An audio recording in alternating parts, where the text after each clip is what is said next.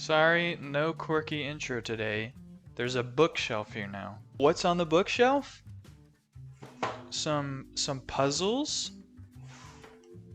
Some Pokemon cards.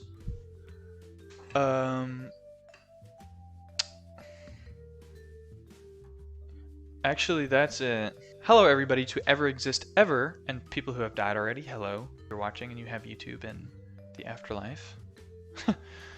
Welcome to Ghostly Subscribed YouTuber.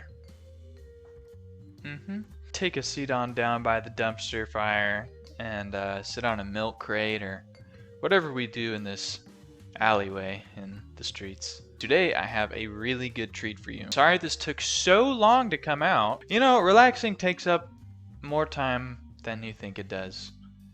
But I knew I had to get back on the bandwagon, or not the bandwagon, on the wagon of creativity. Because I know I always feel so much better after recording something, because I feel like I've put something out in the world, but it takes time. But regardless, today we're going to be talking about a movie that I actually really enjoyed. Those who are familiar with this channel, welcome back.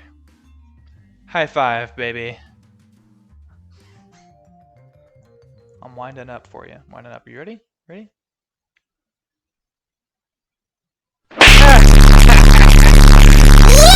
For those who are new to the channel, fist bump. You don't get that epic wind up high five yet, but I will give you a fist bump for free. You know what else is free? Subscribing to the channel and liking the video. Why should you do it before I even showed you anything yet? It's like, you know, how people invest in stocks without knowing anything about it. And again, I know it's been a while since my last video. Well, for one excuse, this video or movie was very complex, so it was hard enough to write a script for this movie. And yes, I do write scripts for my YouTube channels. Otherwise, it would just be mumbo jumbo nonsense, and it'd be hard to like articulate what I'm trying to get across to you. So that was a factor, and the other factor is after I wrote the script, I just took a really long time to record. And it's probably gonna take a really long time for me to edit too, so this is my creative outlet. If you stick around to actually watch the videos, I really appreciate it. Good news though, I will probably be starting to either Twitch stream or record video games just to have something a little easier to edit on the side while I'm recording these. So like the more intellectual side is the movie critic reviews, and the other side is like just gaming. But the game that I am going to play is very story based, so I'm looking forward to it, and I hope you guys are too. Anyway, time to actually get into the potatoes and grits of the video. So what I did was use a random Netflix movie generator to find a movie that I haven't watched and I haven't really heard of. And today it is a foreign movie called Cici. And hold up! Before you back out of the video, foreign film? I hate subtitles! I hate subtitles so much! I can't watch a movie unless it's explosion and English! Well, here's the good thing. Here's an awesome thing for you guys. This movie is dubbed. Pretty cool. So they do have it in English voiceover. I usually don't watch dub. I just did it this time because easier to take notes while I'm watching the movie. And the dub is actually not bad either.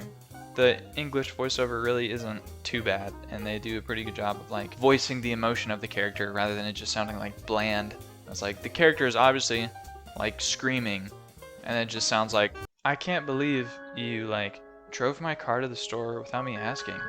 You know I love a good grocery shop treat on the weekend. Let's talk about a little bit before we get into the spoiler action. Cici came to Netflix in 2022 and is directed by Birkin Oya.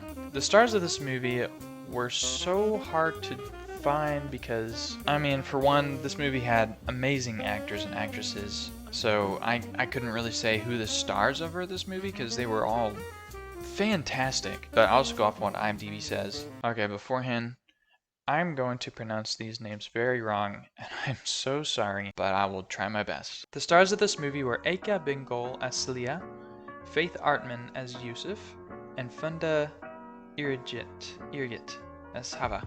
Cici, or Gorgeous as IMDb states, is about a family that lives in the outskirts of Turkey. The dad goes into the city every day for work, but the rest of the family stays home. we find out that the dad is an overbearing father to the kids and on his wife, locking his wife away in her room at night and belittling the kids like a bully. We later discover in the movie that the family is hiding a dark past, and it unveils itself slowly, leading to a very depressing change of events. So because I didn't state before, this movie is overbearingly depressing. Like the type of depressing that when the credits roll, you're not like crying, and then you turn it off, you're like, man, that was good. I needed a good cry. It's like afterwards, you're watching the credits roll and you sit there in silence.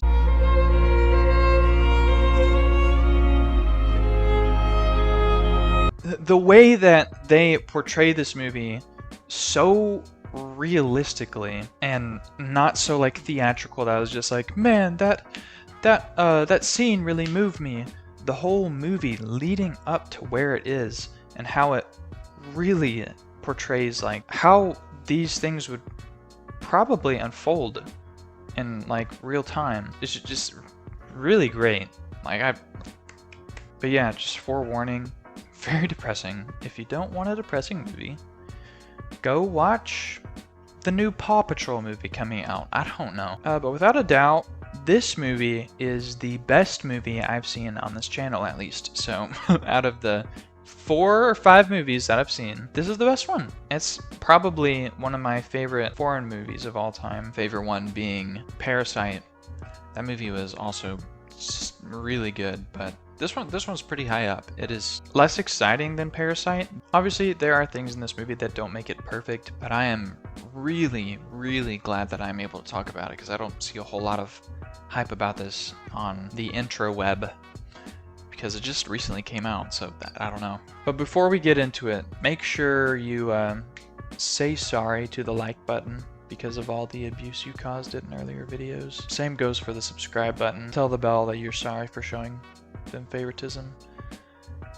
It's the things that we don't know we cause our children that cause them to grow up in ways that we don't understand. You click them all, they will all be validated, and they won't need therapy afterwards. So it's a win-win for everybody here. Also, just another thing, for those who have family trauma triggers, you might want to steer away from this one. This one isn't very family trauma, as in, I guess, parents like beating up the kids and like abusive behavior, but it is very, some moments verbally abusive. Really great storytelling and character development of just like seeing how these kids grew up with that kind of environment. Really well done. And it's like the kind of it's kind of the family trauma that while you're growing up and while you're in it, it doesn't really feel like trauma. It feels like normal. Like everybody goes through this kind of thing. And my emotions are this way because it's normal to feel that way. But then when you grow up, you realize it was a bit much for you. So it's that kind of thing where it's very ambiguous, so it can apply to a lot of people. Let's get into family trauma! Woo! So at the beginning of the movie, we see this family who we don't really know yet, just kind of laughing and dancing, or at least the dad is dancing, and they're all eating around the table, and they're just like, oh, having a good time. We're like, oh, good, family time. There's a song playing in the background that the dad is dancing to, and the lyrics of it are just like, deep down, I know everything is not okay. And if that isn't just like punch to the face, punch, slap, slash to the foreshadowing of the movie, it's just like, I don't know what else is. Oh, it's not gonna be a happy movie. Okay. Later, there's a boy named Jimmy hired as a servant on the farm. He would just be kind of like one of the farm hands because this family does live on like a little farm. Later, Jimmy and the eldest sibling of the 3 of them, Sliha, form a relationship that is romantic. And this was initiated because Jimmy left a stone on the windowsill of their house. I tried looking up what that signified in Turkish culture or in any culture. I couldn't find out what it meant. It was like Celia grabbed the stone and went out to the barn, and then they did something. Again, if you guys know what that means, just drop it in the comments because I'm actually very curious because I couldn't find it anywhere. Later on, we see that the relationship with the father and the rest of the siblings and the wife is not the best. Through one of the first instances, being later on, we see the middle child, Kadir, play with his dad's camera, just trying to film his dad while he's asleep on the couch. And the dad wakes up and he snatches the camera and just starts slapping him on the head nonstop, just being like, "I told you not to mess with the camera. Why would you do that?" Later, he goes to his wife, Hava, who's in bed, and one of her feet are out. Bakir, the husband, tries to massage her foot, but she tucks it back under the bed. The wife and the husband just start talking. The wife is like, "I feel like you don't love me anymore. All you do is go into the city and come back and, you know, don't do anything. Like, you don't love me." And Bakir is like, "I gave you 3 kids. I don't beat you up. That should be enough." It's not enough, dude. But after that, he gets up off the bed and locks the wife in the room. Awesome. You don't beat her up, but you do keep her captive. So, you know, they balance out. Hey, I'm not doing this thing, but I am doing this thing. So, balance. All throughout the beginning of the movie, there are scenes of the future in the same settings. So it's like they're at a kitchen table, and then it cuts to a future instance of the same table with 1 or 2 characters there. They're like, oh, that's them in the future for some reason. And so we're led to believe that the dad is in the future, and he's alone because it's only the dad, and he looks sad. Like, oh. So if basically what I'm trying to get at is that, like, if he keeps doing what he's doing now, he's gonna end up alone. Like, oh. Okay, so that's where this movie's going. Later, the daughter, Hava, is dancing to a song that is also sad. The lyrics are that this woman has no escape. No one's telling her the secret to happiness, and she doesn't know how to be happy anymore because she's bound by this constrictive relationship. Yeah, the mom comes out and is like, "Hey, stop dancing to sad music. You shouldn't be doing that." I feel like this is a callback to the beginning of the movie when Bakir was dancing to that sad music. But, you know, it could be something else. Hava and the youngest son, Yusuf, didn't know any better because they didn't know what the mom was really going through, I guess.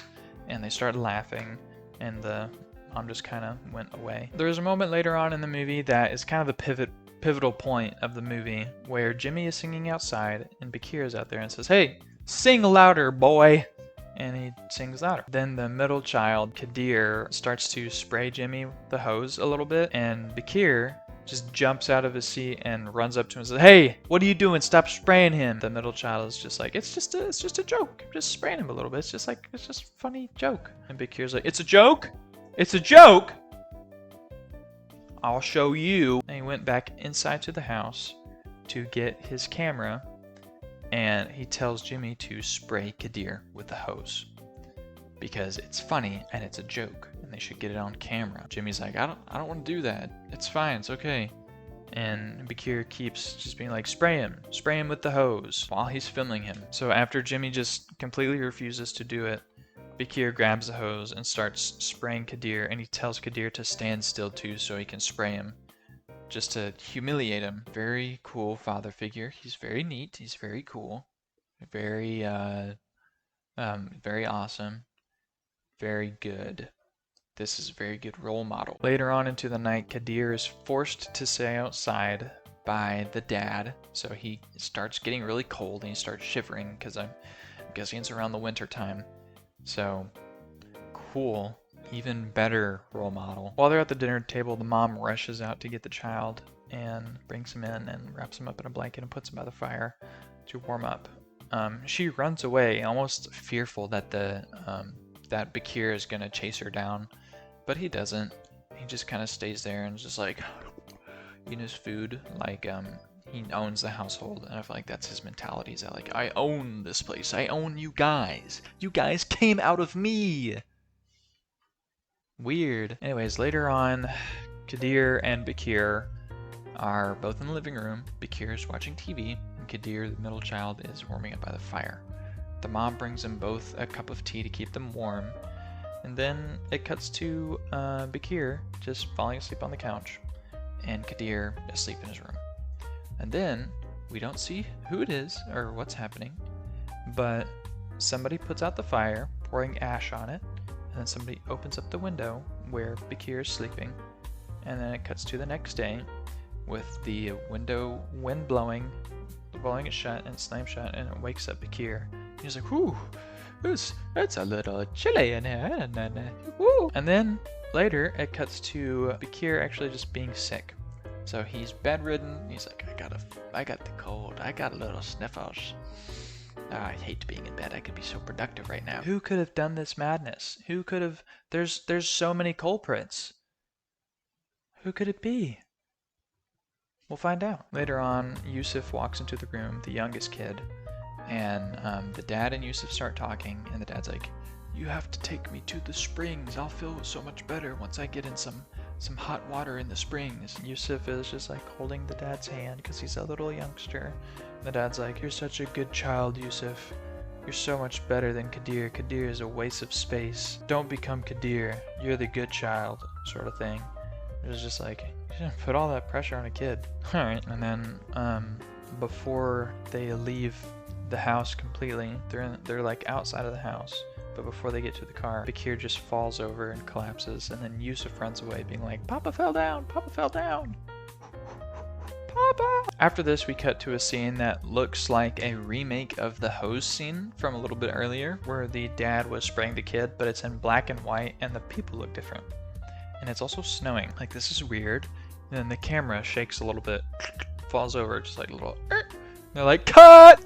Cut! So we see that this is actually just a movie. We see that the director is actually Kadir. So we're like, oh, he's doing like a little remake of his life. I don't know if it was snowing, but yeah. Also, we find out that Celia and Celia's daughter are also helping on the film, with Celia's daughter making a BTS for the film. Not that BTS. Behind the scenes.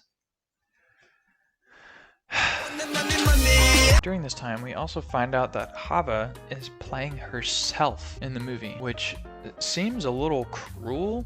So Kadir is just getting her mom to play herself during the scene where the dad is just sick in bed and she's bringing him soup. And of course, the mom starts crying, throwing a fit, and she slaps Kadir. What's crazy is that nobody else knows why she's crying, because everybody doesn't know that this is an adaptation of real life events. Everybody thinks this is just fiction, including Celia's daughter. So it's kind of crazy, right? And again, kind of a dick move from Kadir to be like, hey mom, can you play out the trauma in your life again, just to kind of like be something for me? Like a little artsy fartsy moment. Maybe we could put this in theaters. Get me some mucho grando. Later there's a scene with Celia, her daughter, and her mother Hava just filming BTS. Not even really BTS, just kind of like a little sentimental moment. Propped up a camera and just started filming them. Just be like,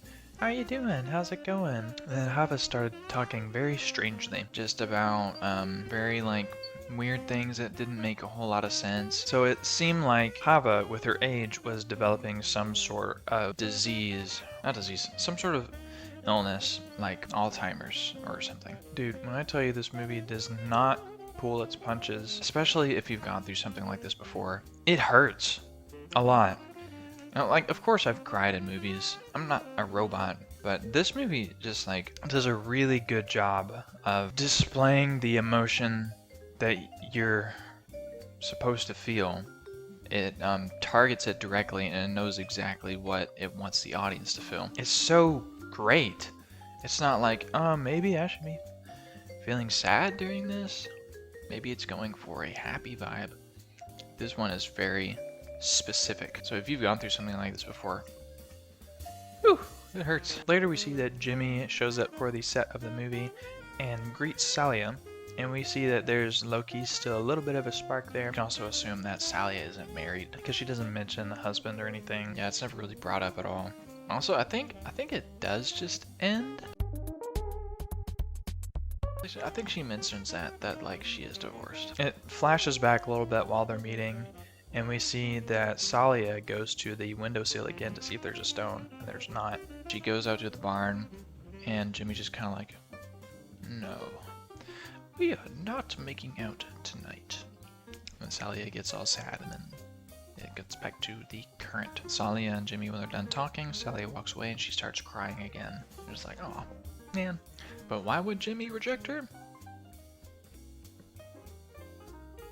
I don't know. Back in the present, we see that Jimmy was actually given a role. Yeah, Jimmy was actually given a role for the movie. Kadir just told him to sing, and that's all he did. He just sang for a part of the movie to be a little artistic. However, after the scene was done, Kadir asked Jimmy to sing a couple more times. They still have a couple more shoots, and Jimmy had to explain that he was only there for a little bit and he had to leave. And Kadir just kept being like, we have to do this, it'll only take real quick. And Jimmy kept saying, no, I can't. Jimmy said, if I don't do this, what are you gonna do? You gonna spray me with the hose? And Kadir was like, what? What? What do you mean? And it cuts away from them, so you can like see them in the background. The camera is just like at Salia and her daughter, and they're just kind of talking. And Salia's daughter's like, I didn't know they were friends. See him talking, and you're like, oh man, are they gonna start fighting? And then they actually hug, pats his back, and then Jimmy sits back down to sing one more time. And Kadir goes back to his camera and says action, but from under the camera you can see him crying, which is just so great storytelling without like actively having to be with the characters to know what's going on. You can assume that Kadir's like, I'm not like my dad, I'm not trying to do this, blah blah blah blah blah. Then they had a heart-to-heart moment, and Jimmy was probably like, I'll do one more shot. And Kadir was like, thank you. But again, all of that can be assumed without even having to say it. And that's so artistic. I love that. So flash forward 2 years into the future, Kadir is still editing on the movie together, and the youngest son, Yusuf, is walking up with his wife and child. And at this point, it's not really like said, Bakir's dead. Yeah. He died from that sickness, and from falling over, he's dead. That flash forward in the future from the beginning of the movie was not the dad. It was actually Kadir. Interesting change of events. Yusuf and his crew gets there. They eat later that night, and they're just talking it up and chatting it up. One scene while they're eating actually just like throws me way outfield, because while Yusuf's son is eating, he like rips one, but it's the Vine fart sound effect. I had to pause the movie because I was just laughing too much.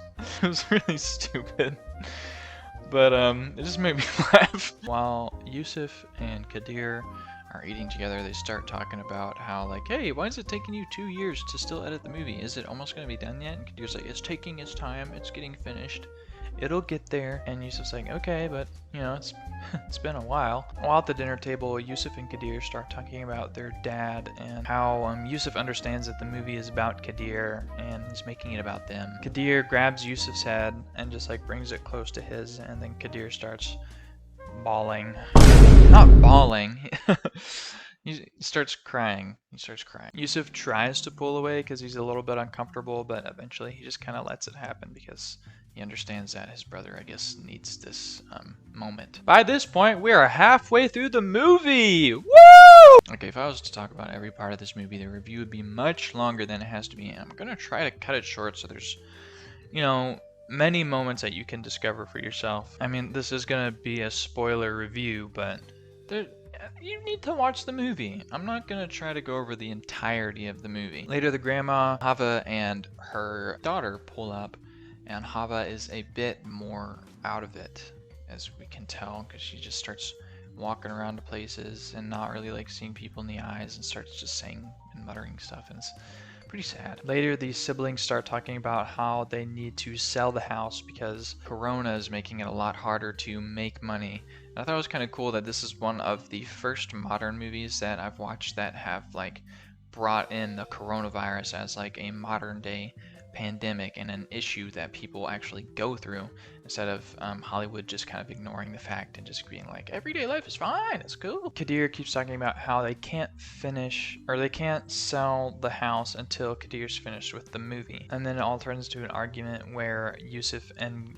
Kadir start bickering with each other, and then Kadir slaps Yusuf in the face Kadir gets all angry and he just runs inside. I think this is pretty neat because I feel like as the youngest child who was treated with such favoritism wouldn't really go into something like a fist fight. Instead, they would just run away from the problem because that's how they were the good child growing up. They just didn't run into any problems. They didn't cause any problems. They just stayed the good little boy and they ran away from issues.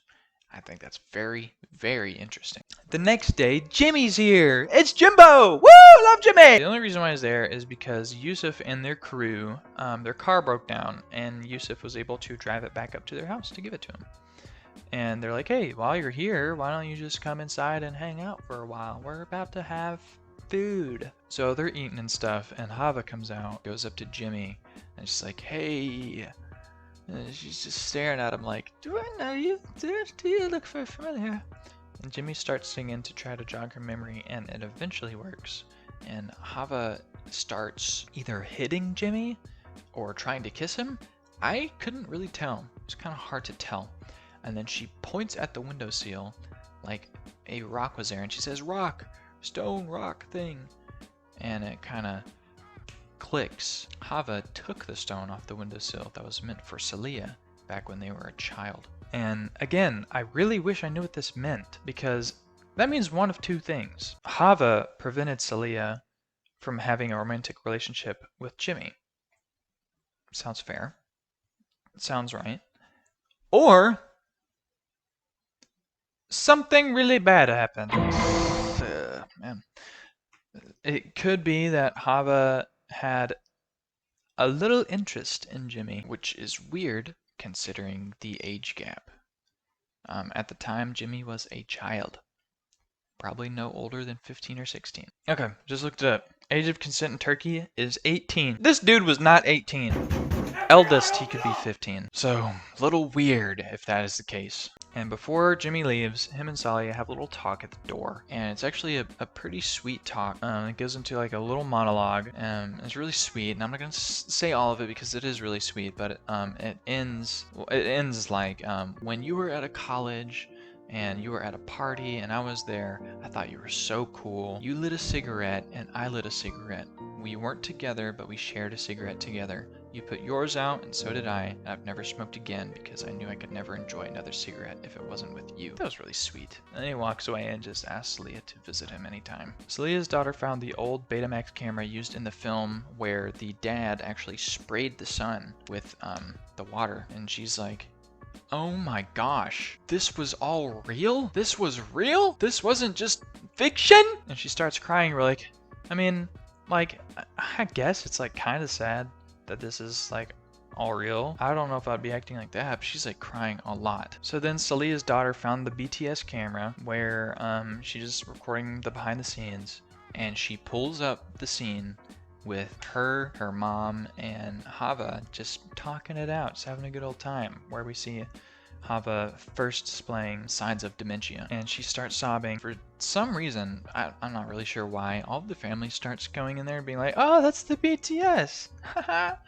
That's cool. I don't know how the whole family just ended up in there, but it's for the sake of the story. While they're in there, the BTS continues on from where we first saw it. Celia goes off to get Hava's glasses, and Hava starts talking directly to Celia's daughter, being like, I gave them both tea.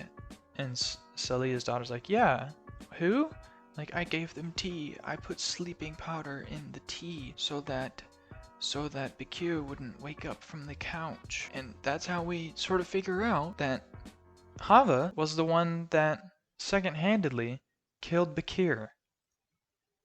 Hava killed Bakir, which might have been more of a saw that one coming. But if you watch the movie, then you would know. I'm sure it's like you knew that was coming from me because I'm not.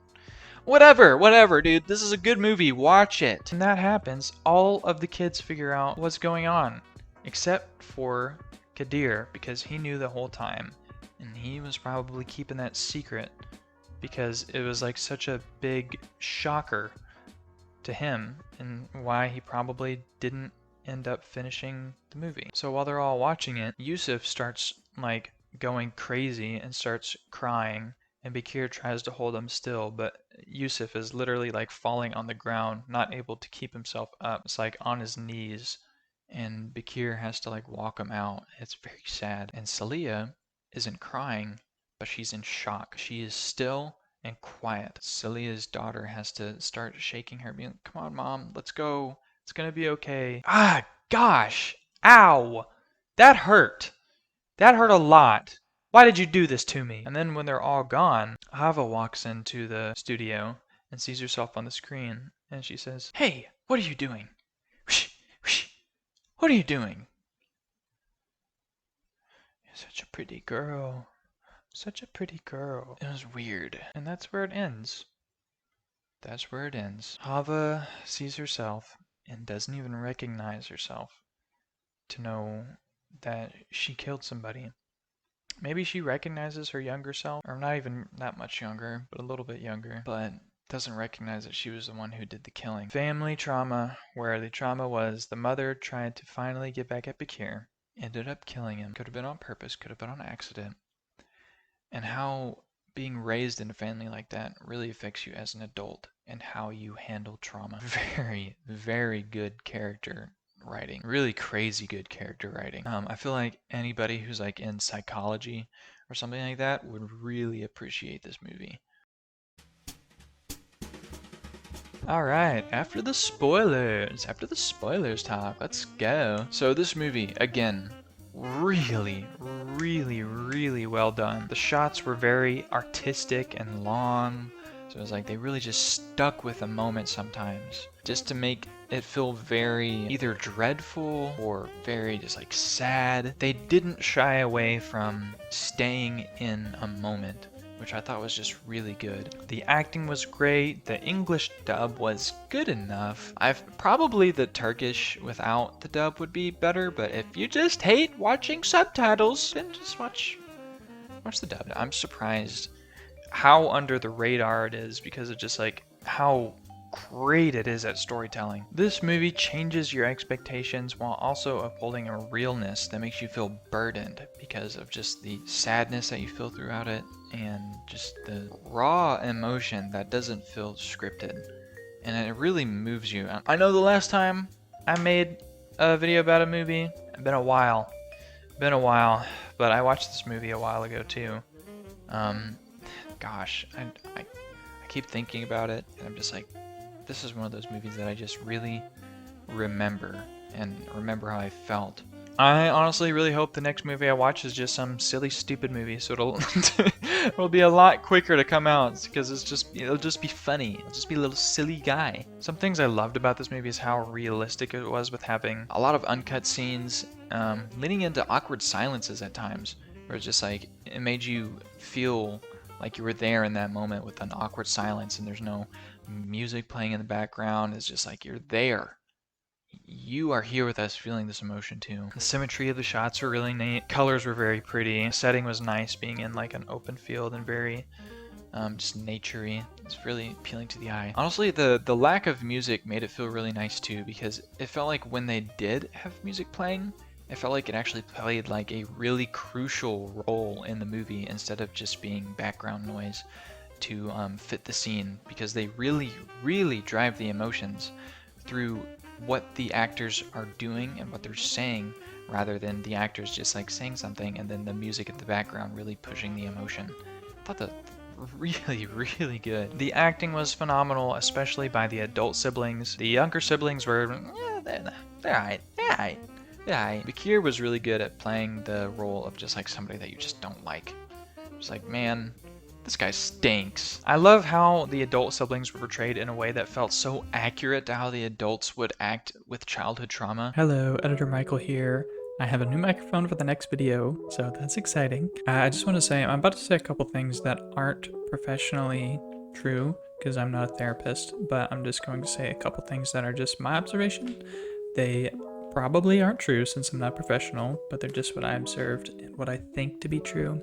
So please take what I'm about to say with a grain of salt. If you are a professional out there and I'm totally not saying the right thing, feel free to just call me out. Just about to say a couple things.